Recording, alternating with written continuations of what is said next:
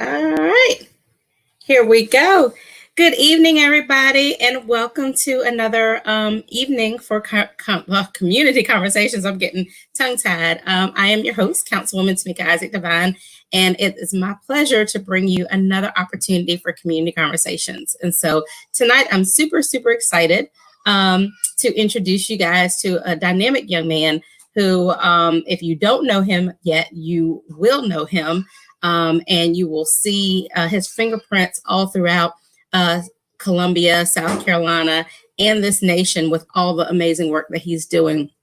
And so please make sure that you guys share this broadcast and invite your friends, because we're going to talk about a lot of very important issues as far as politics and voting and amplifying your voice. So please make sure that you share. And if you have any questions, we're going to make sure that we get to those. So I'm going to introduce you guys and bring them in now to Mr. Brandon Upson. Hey, good evening, Brandon. Hey, how are you doing? Thanks for having me.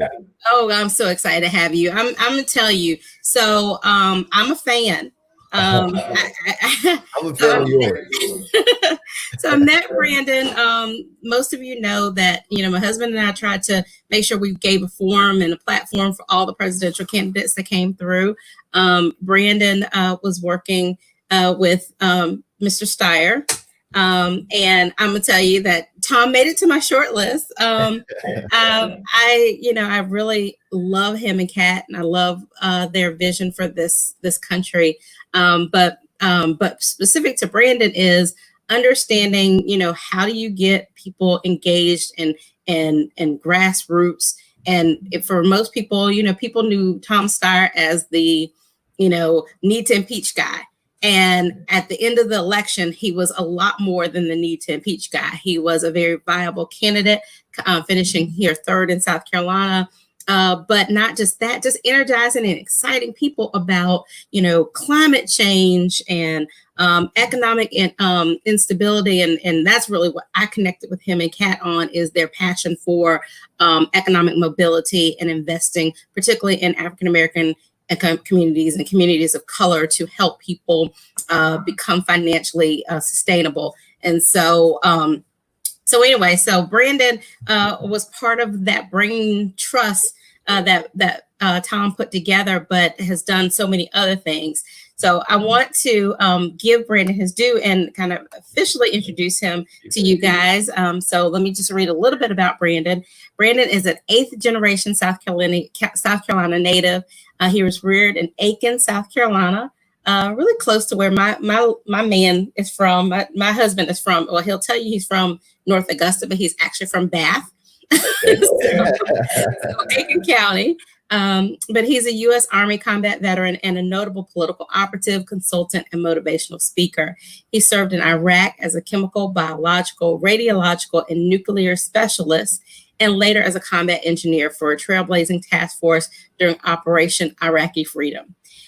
He has volunteered on more than 100 combat missions in Iraq and was honored with the Army Commendation Medal, and as his company's Soldier of the Year in 2006 and NCO of the Year in 2008. Brandon attended the College of Charleston, the Frontline Leaders Academy Fellowship, New Leaders Council, and the DCCC Senior Field Director and Campaign Management Training Programs. After college, he extended his service from defending our freedom to fighting for it by rebuilding underserved communities. And in 2016, Brandon and his wife started the Unity Initiative, a project focused on building stronger relationships between communities and local law enforcement. Brandon has worked on nearly 36 political campaigns across the country and has been called the political magician because of his ability to win long shot races. I mentioned he worked with Tom Steyer. He's also worked in North Carolina, Georgia, Florida state constitutions. He's advised efforts to amend the North Carolina, Georgia, and Florida state constitutions. And his work has been featured in CNN, MSNBC, Al Jazeera, BuzzFeed, and the New York Times. In addition to working with Tom Steyer as senior advisor in South Carolina, Brandon also has founded a new organization, which we're going to talk about tonight. And that's what I'm really impressed about, because I see just its potential to really elevate a lot of the conversations that we have here. So guys, y'all please help me welcome Brandon Upson to Community Conversations. Yay! Thank now you. Wow, woo! You know, spirit finger. Troy McClain is on. Troy says Brandon is the man. He is, and like I said, I'm a fan, and I will tell you, I've heard you speak a couple times, and I'm always really impressed with what you say. But particularly at the Million Man March, you spoke, and you were speaking about Amplify. And my husband was there. I was home with the kids watching Facebook Live, and you were up there talking. And there were so many things that you said that I thought was amazing because I'm just be honest. As when I first was elected, I was a young person. I'm now not young anymore. So now you young folks are coming through. But one of the things that when I talk to young folks, I see their passion and I'm so excited and it's energizing. But sometimes seems to be a disconnect sometimes between the passion and the marching and the advocating and how that is completely connected with voting.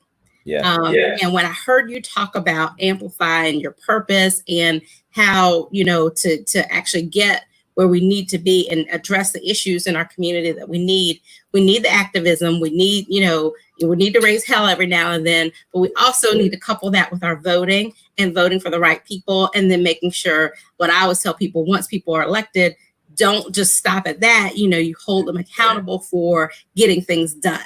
Exactly. And it's a partnership between the elected officials and the folks in the community. And so you talked about that so eloquently, and I thought that was amazing. And so with that, I just want you to, I've read your bio, but tell us a little bit for folks who don't know Brandon, to introduce us to Brandon and kind of where did you kind of get this passion that you have for this advocacy efforts and then and turning those advocacy efforts into real action? Being raised in South Carolina, my father's been incarcerated since I was about 3 months old. So the women in my family stepped up to raise me. So I was raised by some of the strongest Black women I've ever known. My mother, my grandmother, and my great grandmother. And that was such a blessing. My family's part of my family's originally from Edgefield, South Carolina. And my great grandmother's grandmother stepped in to help raise her because her mother passed away when she was 6 years old. But my great grandmother, Sophie, who I named my daughter after, would tell me stories that her grandmother told her about being a slave in Edgefield, South Carolina. And you go and look at the history from, my great grandmother's grandmother being a slave to my grandmother opening up the first Black-owned ice cream parlor in Aiken, South Carolina. And she was 4'9" and took nothing from nobody. Like, she was an amazingly strong woman. And then my grandmother, we always used to say a little piece of leather, but well put together. She was the one that you didn't want to mess with. But they instilled that fighting spirit, that know who you are, know whose you are, and be true to who you are mentality in me as I was growing up. And although I had my grandparents had a whole lot of kids. I had just on my mother's side alone, 8 living uncles. As I was growing up, some of them, my youngest uncles were only 6 and 7 years older than I was, or I am. Everyone looked at me at a young age as, the next generation, that leader within our family. And I remember, 4 and 5 years old, praying over my grandfather and praying over my family members. They all thought I was going to become a pastor, but that didn't happen. It ain't happened yet. So yeah, you never know. But, I just always had a tug in my spirit to not just lead, but to do what needed to be done. folks say when you see something wrong, do something about it, or you see something, say something. I was always the one saying and doing. It led me to, I was a sophomore in high school when the trade towers went down in New York. And I wanted to go sign up to be in the military because I thought that was something I needed to do. I was too young, but the next year I joined the South Carolina Army National Guard because the Marines told me I couldn't do it. Talked my mom into signing the papers. My recruiter told her that I would never go to Iraq. As soon as I finished training, my name was number one on the list to be deployed to Iraq. But as it came to advocacy and the work around elections, I was talking to my mom about this just yesterday. It really started when I was in Iraq because of my job and our role when we were there. We were the trailblazing units. We were the unit looking for the IEDs and the bombs on the side of the roads. I did more advanced training while I was in country and did other, frontline missions with a small kills team. But we had to stand guard at one point over the election process that happened while we were in country. And during that time, I saw people lined up as far as my eye could see to vote. I had never seen anything like that before. And granted, I had been in the military since I was 17. Every election year, I was training or deployed. So I never went into a voting booth to vote until I was 22 years old, because all of my voting had been done through absentee. So seeing people lined up, and not only just lined up, but risking their lives to vote, it made it almost a spiritual connection with me, because being in Iraq, the Tigris and the Euphrates River is right there. And for my spirituality, that has a lot of context for me. But folks were dipping their finger in ink and casting their ballot, knowing that ink wouldn't come off for at least 3 days. And that was their target that they walked around with. And while we were at high alert during that time. So coming home and talking to some of my uncles who said, my vote don't count, I don't vote, why should I vote? It ticked me off quite honestly. It really made me upset to the point where I found out where the voter registration office was and got some voter registration forms and started with my family, and went from my family to, after I got out of the active duty, I came back home and went into tech school in Aiken, and I started registering people in my class, went to Charleston, got involved with some folks from the Obama campaign and OFA, Abe Jenkins and Robert Flood, who gave my first shot to do the work as a college student. And it just rolled from there. But, I didn't grow up in a country club with a silver spoon in my mouth, right? The house that we lived in was a 3-bedroom house on Horry Street. That's how we call it, not Ori. In Aiken, when it rained outside, like I had fun, because when it stormed, everyone had to be quiet except for me, because I was the one grabbing the buckets to catch the rain as it was dripping from the ceiling, and it was always at least 8 to 10 of us in the household. So growing up in that condition, seeing, my grandfather, work as hard as he did to provide, my grandmother, great grandmother, mom, making sure that I never felt like we needed anything, but still being exposed to our community and the lack of resources, economic opportunities, and in some cases, safety that we faced. And then going to fight for our country, and my eyes been opened up during that Bush era of how politics truly impact our lives. All of that came together for the perfect storm to create who you see in front of you today. And I can't close my eyes without thinking about it. And when I open my eyes after I say, thank you, God, it's the first thing that's on my mind. And this organization, Amplify Action, is just that all of that experience and I identifying issues in our community put into one organization, in the way that we think, because I know there are multiple ways to get to where we're trying to go, but the path that we think is the best one based off of our skills to impact our communities and create the change that we want to see.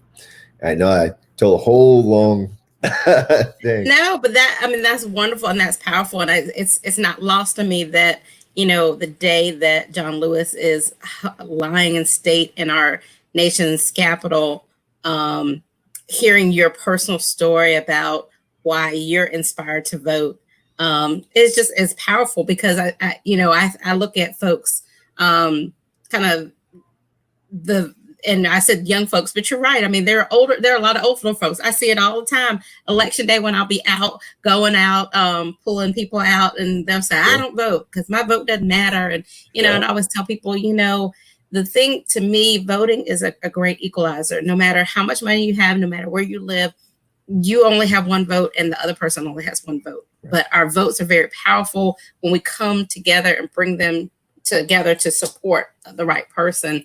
And so I just, again, thinking about John Lewis and what he went through for us to vote, sometimes it's real disheartening to hear that people are either disenfranchised to the point with the system that they don't feel like their vote matters, or they have been beaten down so much to the point where they feel like their vote doesn't matter. And so understand their own power.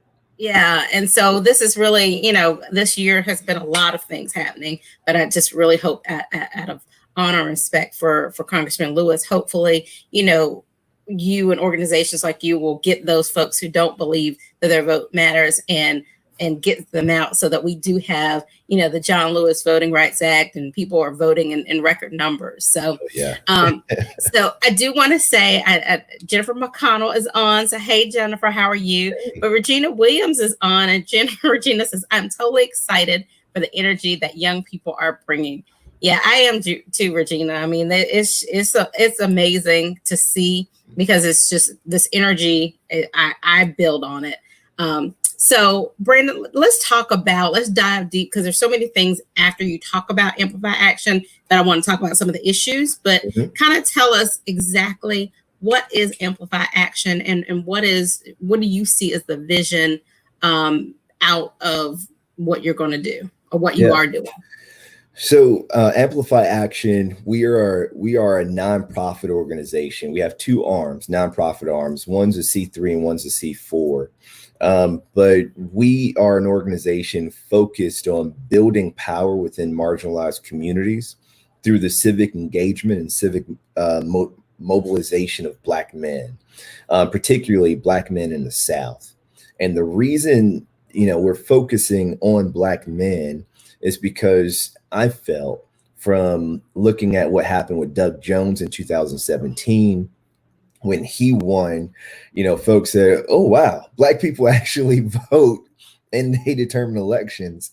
And then moreover, Black women vote at such a high level that they truly determine, the outcome of these elections. And organizations sprung out of that stream of thought and that epiphany, it had been that way for decades, right?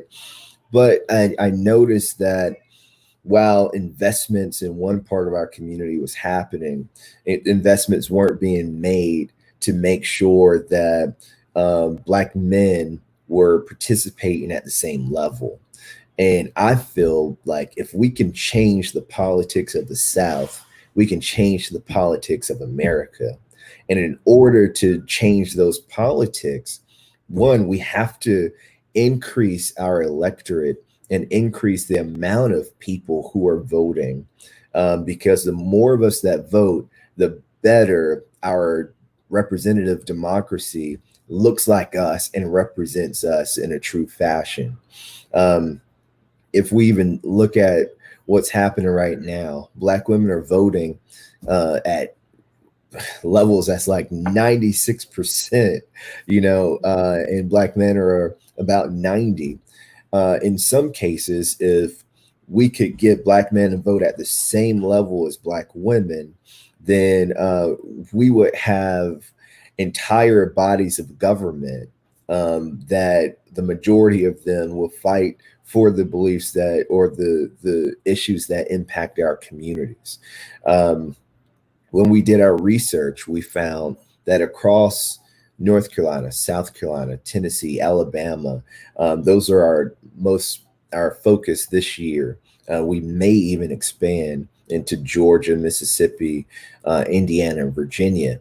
But in these states, if you look at the number of unregistered or inactive, meaning they haven't voted in the last 3 elections, that number of Black folks were 2 and 3 times the size of Hillary Clinton's margin of loss in 2016. Right now, we're a nonpartisan organization. The only thing we're focused on is the group and the issues that impact the group that we're focused on. But that number is huge, right? That number changes the political landscape across the states that we're looking at. So this year, we're focused on registering 110,000 Black men, and we're focused on turning out 250,000 Black men across the states that we're focused on. Now, what we've learned, because in the very first week, we registered 1,000 Black men. Most of those guys were in South Carolina and North Carolina. But now what we're seeing, and this is just a testament of our Black women, for every 1 Black man that we register, 3 Black women are registering. I'm like, everything we're doing, but it just goes to show, like, in the truth, the foundation of change in our country is founded and anchored by Black women.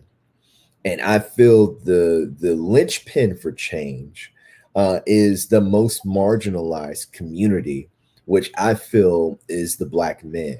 And if we can empower Black men and motivate Black men and get, Black men in the process to create that change, then we can do it for other marginalized communities as well. But that's our whole focus. We're doing it. And when it comes to issues, we are not a one issue organization because there are so many different issues that impact our community. But what our task is to connect the dots between those issues and the solution. And we feel the solution to any issue that we're facing, any problems that we have in our communities, in our, daily lives, is impacted by elections, because the folks who can make the change were in many cases elected or appointed by someone elected or overseen by an elected official to do their job. And that's how we have to go about changing it. That is so powerful, because it really is. And like I said, I no matter where I am and I'm speaking, I usually talk about the importance of voting. And sometimes I'll get pushback. People are like, why are you always talking about voting? But it really is, because what you just said, from the criminal justice stuff we're talking about. I mean, there are elected officials up and down, from local all the way up to federal government, who are in a position to make some of the changes people are want to see. They're also overseeing, the monies that go to investing in communities. I had it up here, but I always talk about this book that I'm reading now, which shameless plug for in the future, I'm going to do a community book club on this book because it's just so powerful for me. But anyway, it's called The Color of Law. Oh. And You have it? I'm reading it right now. You got to participate in gotta participate in our book club. Yeah, I had it right here, but I think I've been outside with the kids all day, so it's on the porch. But so the Color of Law talks about how just systemic, when you talk about systemic racism and issues, I mean, from way back, it talks about, the things, the policies that government put into place that segregated this country. And when you talk about lack of investment in the rural areas, or, now we're talking about broadband and things, coronavirus did not, was not the reason we don't have broadband. I mean, it elevated that was a huge reason, but we've known for years that our education system has not been where it needed to be. But we have not put people in place who recognize that that's an issue that you have to put the resources in. So I love when you say that. So kind of tell us, first of all, I want to put this up so that people can have it. What is the website for Amplify Action? Yeah, our website is ampourvote.com. ampourvote.com. Right.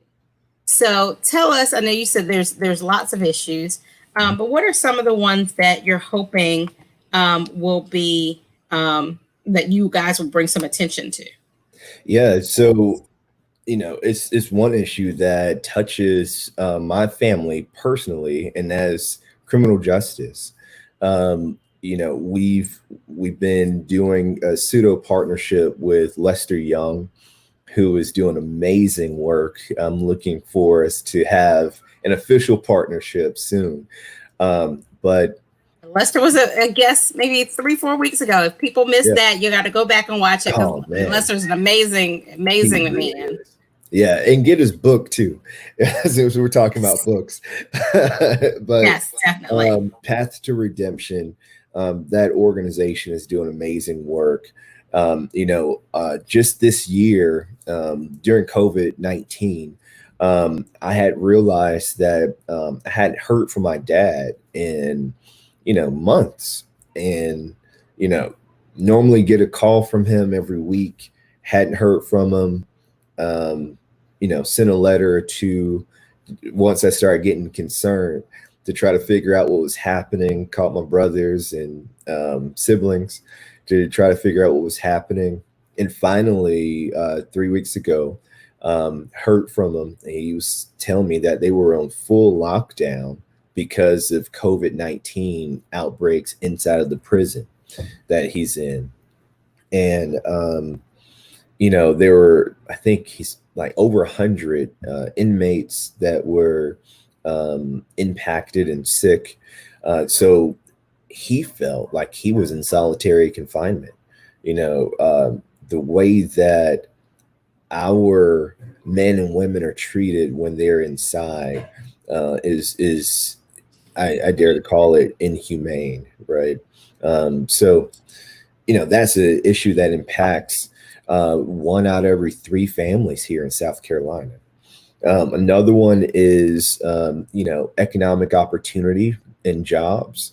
When we start talking about economics and in my pocket economics, like I don't even have 2 quarters to rub together. Like we're catching brothers, and they're just asking, can I get 50 cents so I can get some loose cigarettes? That is a real conversation starter for us when we're having these conversations throughout going about our daily lives. When the easiest way for us and what we've seen to connect the dots as to why you need to vote is to equate it to the money that's in somebody's pocket, or the money that they want to have in their pocket, or wish they had, or had access to doing something to get more money in their pocket, or their families.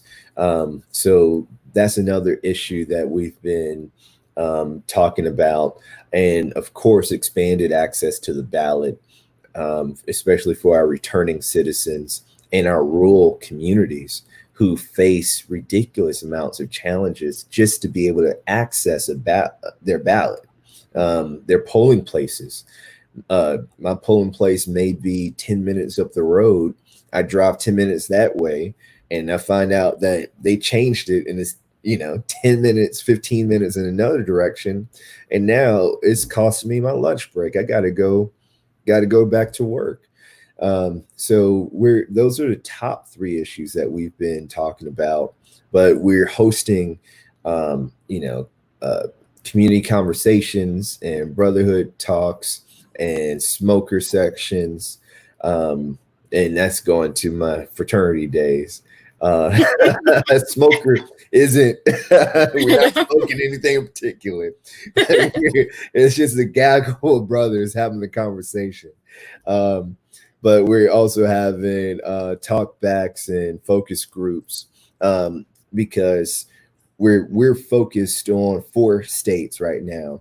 And I know even here in South Carolina, you go from county to county, and the top 3 issues are different for each community of people you talk to.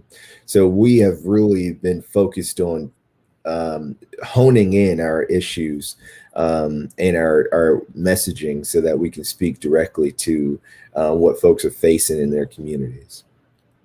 So how are you being received? Like, you've been out there for a while, you've been Yeah, talking about what you're doing, you've been registering folks. yeah.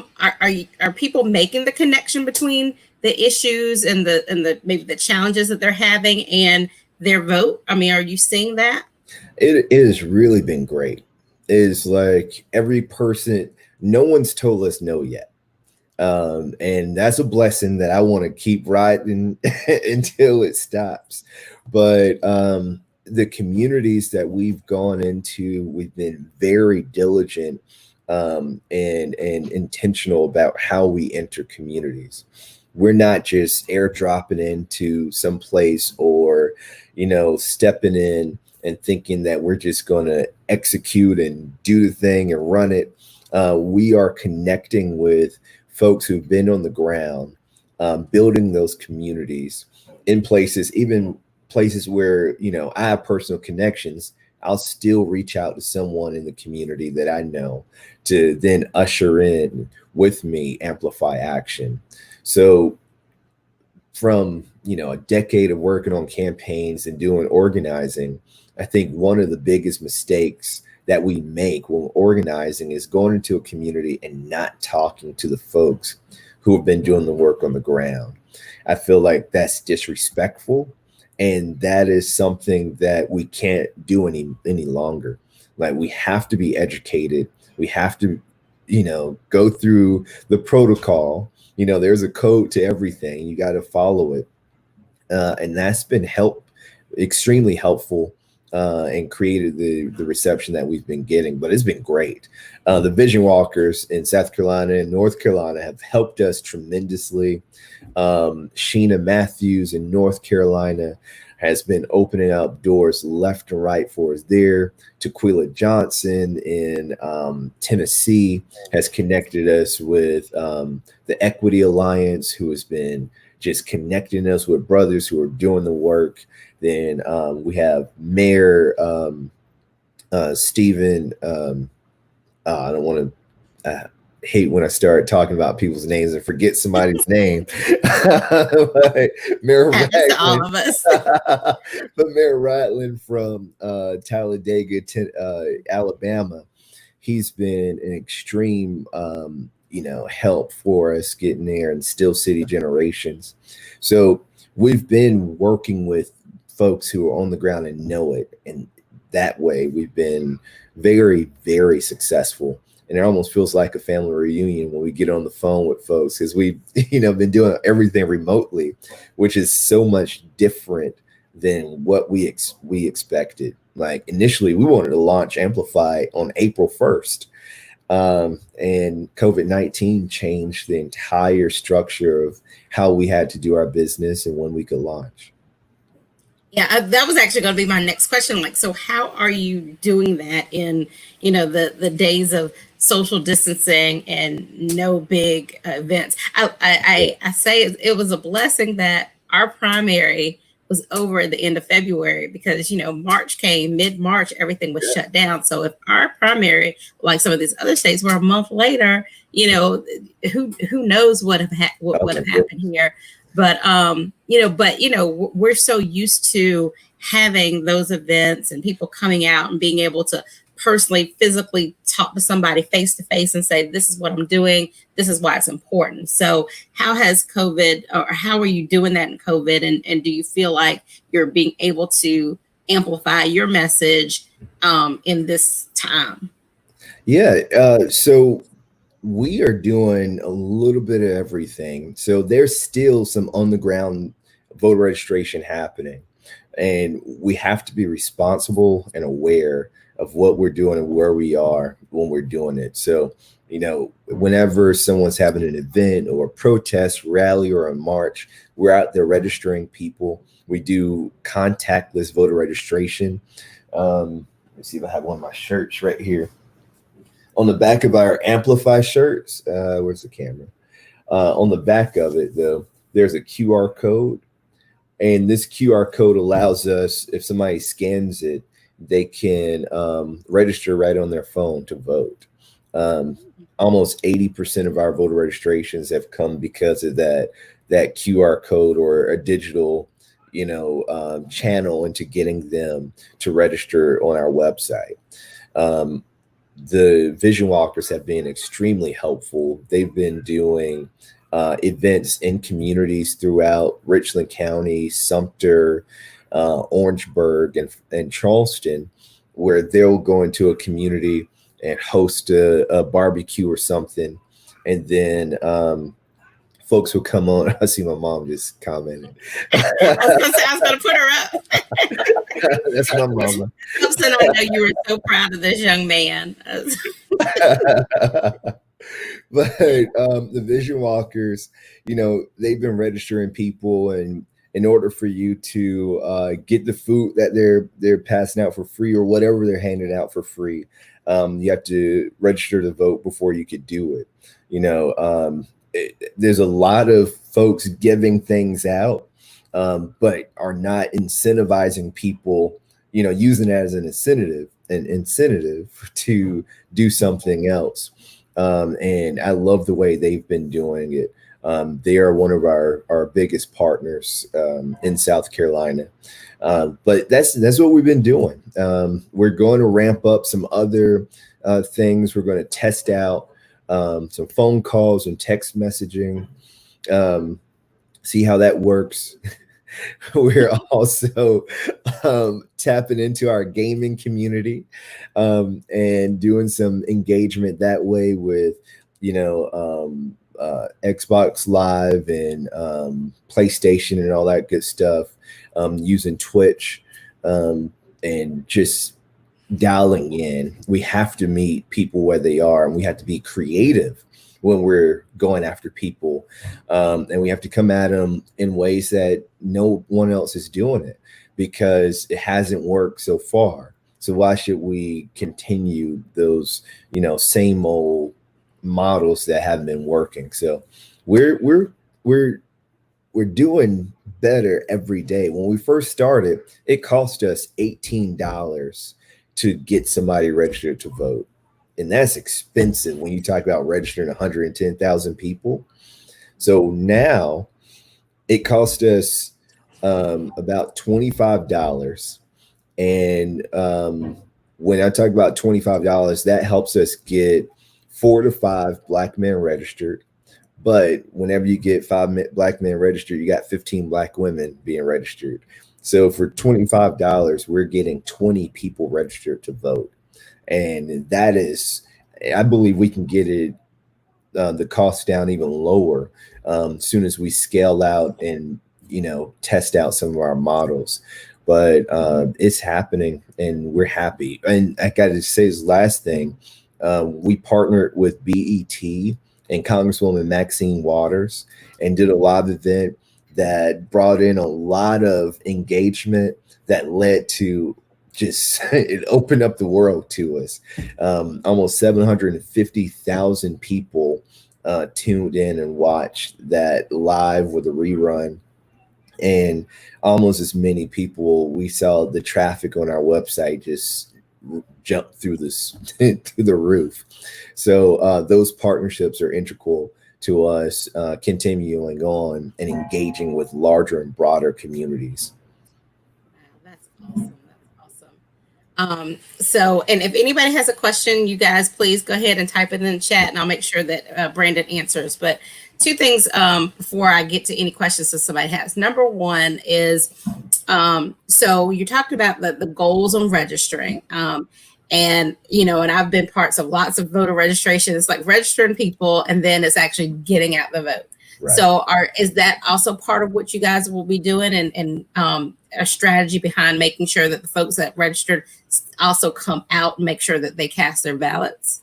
Definitely. So, like I said, our goal is to register 110,000 Black men, but our GOTV goal is to turn out 250,000, so 250,000. And in that 250,000, it'll be a percentage of our newly registered community, but also that part of our community that hasn't voted in, 2 to 3 elections. And that's consecutive elections, whether it's municipal, midterm, or last presidential. We want to re-engage them and get them back engaged. So as we add states, that number grows, right? So we're looking at the possibility of a partnership, expanding our footprint into 4 more states to where we'll cover even more of the South. And that number, could go up to 500,000. So it's a lot of work to do. And, here in South Carolina, 185,000 new voters can make a huge difference in what November 4th looks like. Exactly. Like, I know y'all are nonpartisan, but I'm not. So I say Jamie Harrison needs to be our next senator. And those votes can make him our next senator.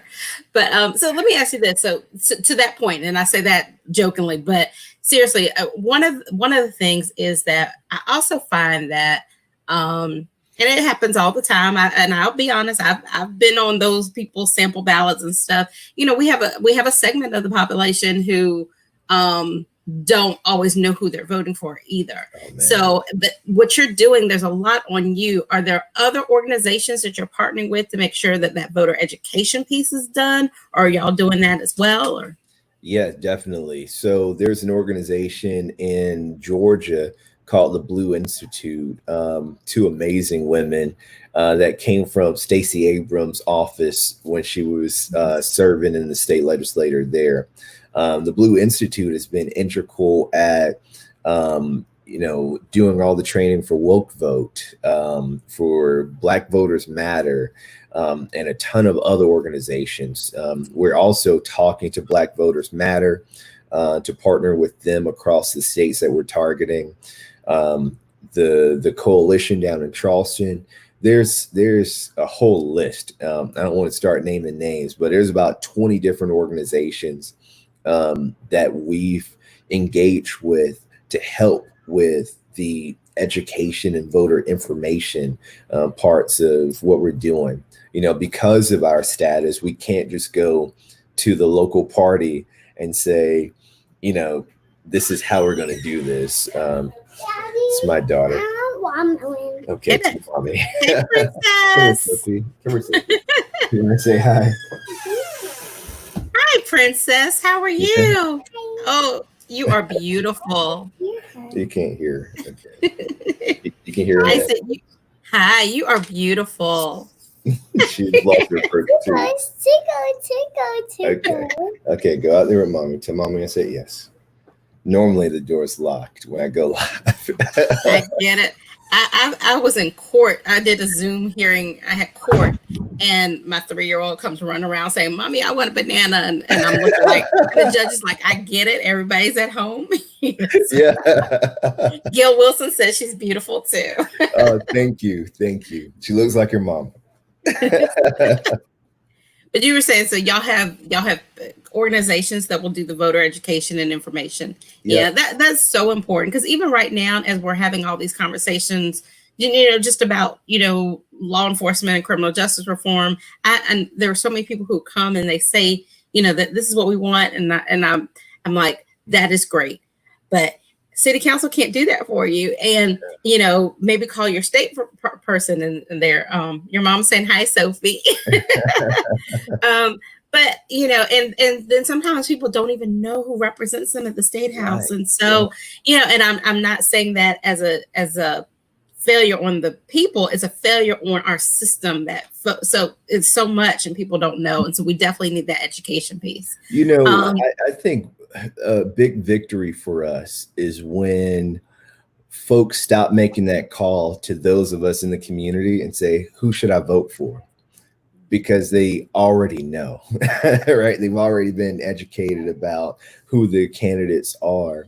And, you know, our vision for Amplify is to create this pipeline of folks who may have been disenchanted or disillusioned or just disconnected from the process, get them registered and voting, train them up to where they become advocates. And then one day, some of them will become the next leaders and elected officials in our community.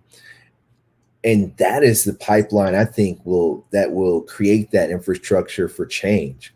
Like if I'm living this experience, right?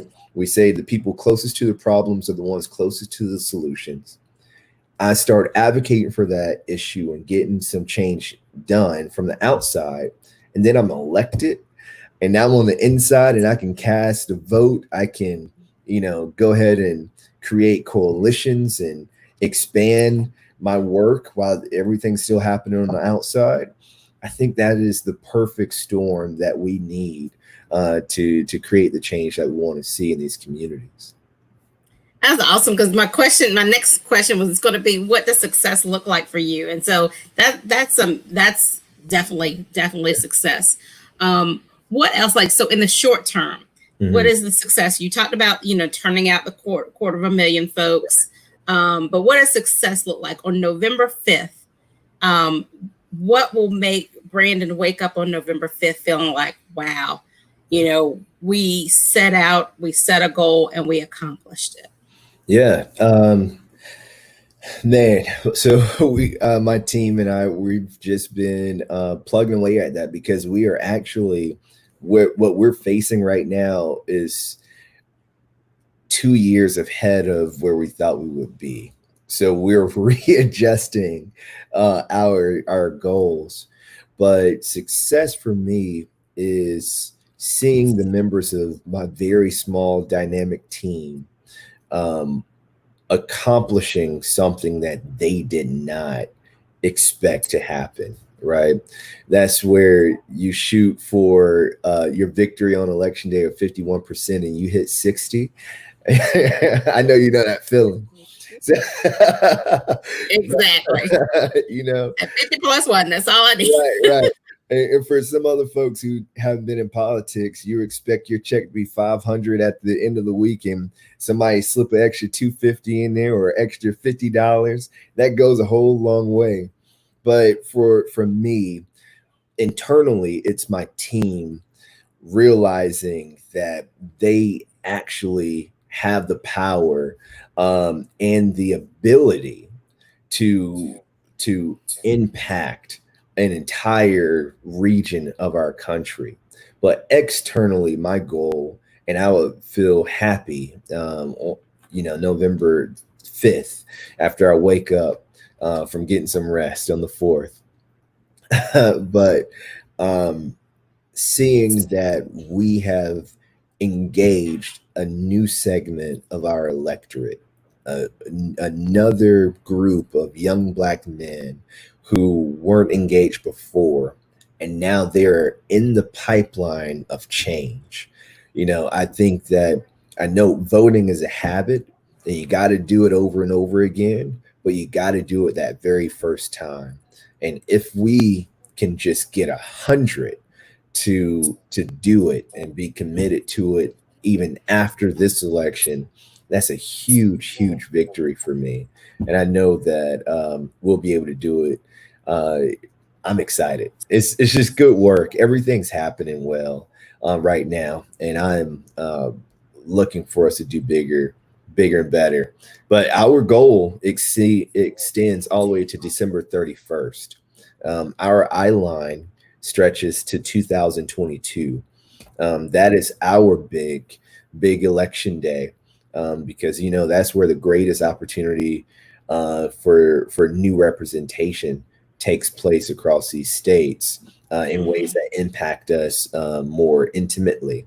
But yeah, by the end of the year, hitting our goals or exceeding them, that'll make me extremely happy. I know I said a whole bunch, but No, but you're right, and you're so right on that. Is like, we can't, and I always tell people that presidential election, everybody's like, oh, and people get excited on that. But you're right, 2022 is for us here in this state. It's very important. When you think about our constitutional offices, and even like think about where we are now with schools opening up and our response to COVID-19, and just you see so many things. So Ms. Sellers, thank you for signing in. She's got a much needed conversation. So thank you so much for being here.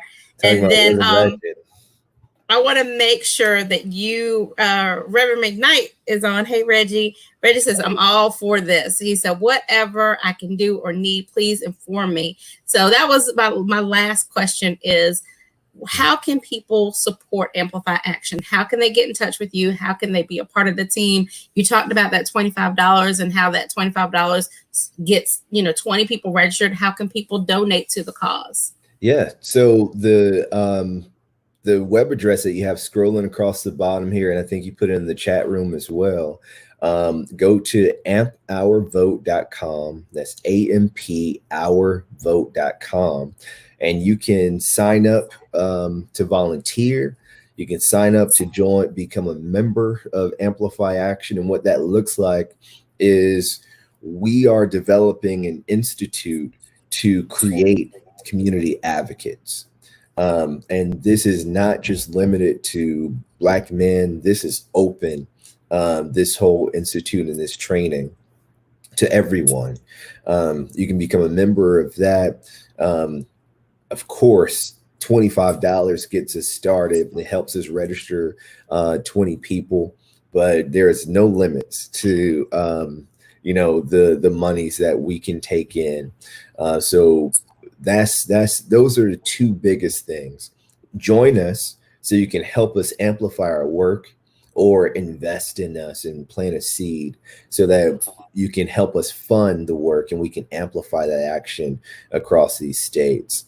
But if either of those don't work, you can always like, comment, and share or retweet anything that we have just to help us amplify our voice. But connect with as Amplify on social media is what I know you are. Yeah. As Amplify on social media. Okay. Amplify is everywhere as Amp Our Vote or Amplify Action. You can search either one and it'll come up on everything. The only thing we're not on right now, I thought we were on TikTok, but my team told me we weren't. So we're going to get on TikTok and do something soon. But we're on Snapchat, Instagram, YouTube, Facebook, and Twitter. And it's all Amplify Action, or you can do the @ Amp Our Vote and find us. But join us. We just need you. We can't do it alone. And when I say you, that's you, anyone who's watching, no matter who or where you are, you can help us with this work.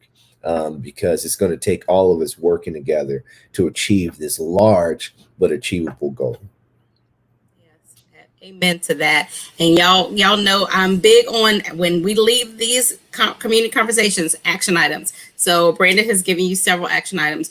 Go now to the website, sign up, donate, share this video, and get other people interested and aware of Amplify Action. That is your action items for tonight. So I just want to make sure that you do that. I want Brandon to be able to email me tomorrow and say, Tameika, yeah, we had all these people. Our analytics told us everybody went to our website, or we had all these new followers, or whatever it is. Please share and go and support them. But anyway, I have to say, as we close, Brandon, this has truly been my honor. I don't know you very well, but what I know, I'm truly impressed with. And I pray God's continuing blessings on you and over your life and your mission, because you are really here for such a time as this. And I see it in everything that you do. And I just want to support you in anything I can. So let me or my family know how we can support you. All these people who are watching, let them know I support you. But I'm proud of you, so young brother. God bless you. Thank you so much for being here. And thank you for creating this platform. It is absolutely an honor and a privilege to be here with you today. And thank you for everything that you've done and doing and going to do. I'm excited. So thank you again. Thank you. And yeah, and your mom says, tell a friend, pass the word on. Yes, ma'am, Miss Upson. His mama said it. So y'all, yes, exactly. They all are. So anyway, for those of you watching, make sure y'all share this so more people get it. And until next time, next week, join me next Monday at 7. We're going to talk about, and Brandon, we didn't get more into we talked about political power, but I know you and I, when we were on a panel, you also talked about the financial power as well. And so we're going to talk next week about Black businesses. I'm excited. Next week, we're going to talk about, to Diane Sumter, who has been in the trenches for years and years and years with minority business development. And, I'm going to talk to her about just kind of what she sees. I mean, and where she thinks we need to go as far as our political and economic power. And so we're going to have that conversation next Monday at 7. And so with that political and economic power, I do want to shout out, y'all, my shirt is a BOSS shirt. It says BOSS stands for Believer of Supernatural Success. This is from Dope Christian Tees, a Black-owned business. Go to their website, Dope Christian Tees. She's got amazing Christian-based T-shirts, and she makes them all. So please support this young sister, Kiana Nicole, and everything she does. But anyway, until next Monday at 7, I'm Tameika Isaac Devine. Thank you, Brandon Upson, for being here. Y'all make action items. Y'all go do that right now before you go get dinner. Go watch, whatever you're going to watch on TV, whatever. Go do that right now. And share, like Miss Upson said, tell a friend, please share. So anyway, till next week, good night. God bless. And thank you so much for watching.